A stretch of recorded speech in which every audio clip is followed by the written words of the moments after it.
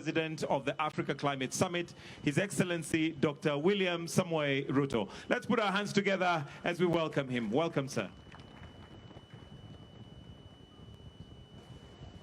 Thank you. Thank you very much, ladies and gentlemen, Your Excellencies, heads of state and government, ministers present, distinguished participants, delegates, the people of the great city of Nairobi and Kenya, good afternoon. Hamjambo? Jambo? I'm not hearing it clearly. Jambo?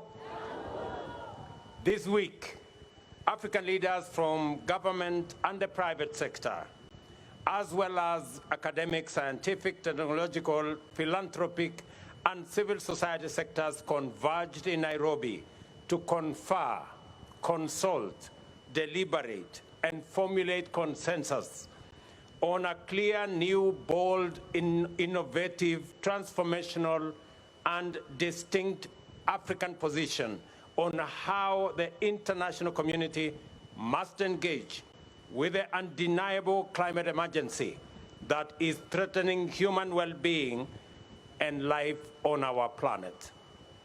The Africa Climate Summit is both a demonstration of the unwavering collective commitment of the people of Africa to their vision to make humanity's first home here in Africa a land of abundant potential, limitless opportunity, and the possibility of shared prosperity.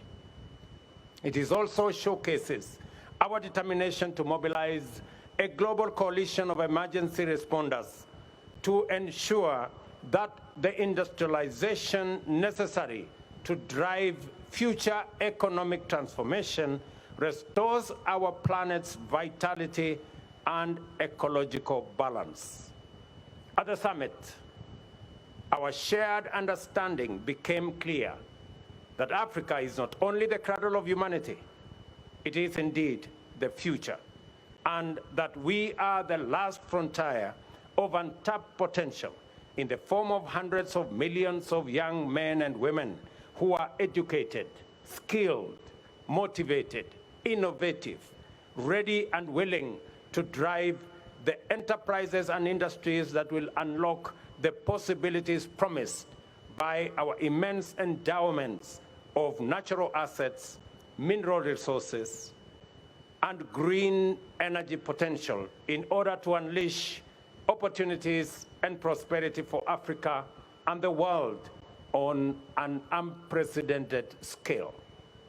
At the summit, we also made it clear that we are aware of the unjust configuration of multilateral institutional frameworks that perpetually place African nations on the back foot through costly financing, which plunge our economies into debt trap and deny them resources needed to mitigate and adapt in response to climate change, invest in energy transition, and facilitate industrialization to create jobs and wealth, and to reduce inequality. As a continent, we have developed our common position, which encapsulates our ambition for socio-economic transformation and our climate action agenda. This position is anchored on the potential that Africa holds to decarbonize the global economy and set the stage for green industrialization throughout the world. We demand a fair playing ground for our countries to access the investment needed to unlock the potential and translate it into opportunities. We further demand a just multilateral development finance architecture to liberate our economies from odious debt and onerous barriers to necessary financial resources. We are clear in our minds and hearts that the international community must walk with us in this journey into a future of prosperity and security in an ecologically balanced, thriving planet. We are therefore determined to have difficult conversations take hard decisions and make uncomfortable changes to set international consensus on an Afrocentric and globally inclusive path into an African future. On a continent as young as Africa, it is impossible to imagine the future without the youth. Our young men and women in every African country are the primary stakeholders who will define and drive our agenda for green transformation and sustainable opportunities. Our message will not be clear if the voice of the youth is missing. Our efforts to achieve prosperity will not succeed if there are no opportunities for the youth. And our journey will be long and hard and in vain if the youth are not coming with us. Let the declaration of our commitment to act in unison and deliver our aspirations go forth in the firm, clear voice of a united Africa from Nairobi today, and tell the world about Africa's youth potential, opportunity, and its capacity to actualize a world of possibility. We understand that possibility, opportunity, potential, and youth all point to the future. That is why Africa is the continent of the future, because we are a young continent, green and futuristic. Thank you very much. May God bless you, and may God bless Africa.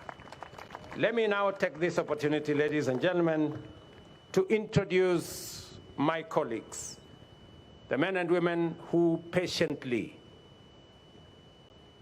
have waited for this final moment for us to endorse the Nairobi Declaration that sets the path for not just Africa to develop solutions for Africa's challenges, but to develop solutions for global problems. We are very confident that going into the future, starting from Nairobi to New York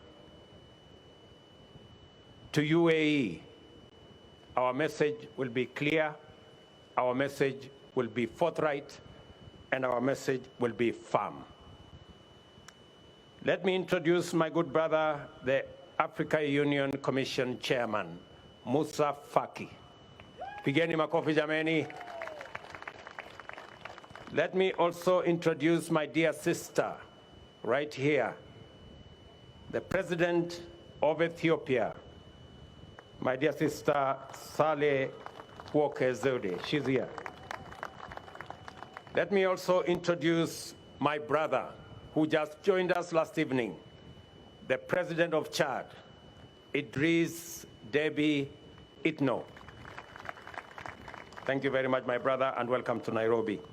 Let me also introduce my brother from Sierra Leone has just left.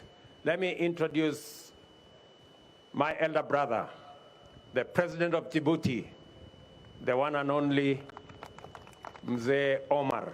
Tupige makofi jameni. Thank you very much, Mzee, for standing in, being with us all the while. Your advice has been phenomenal.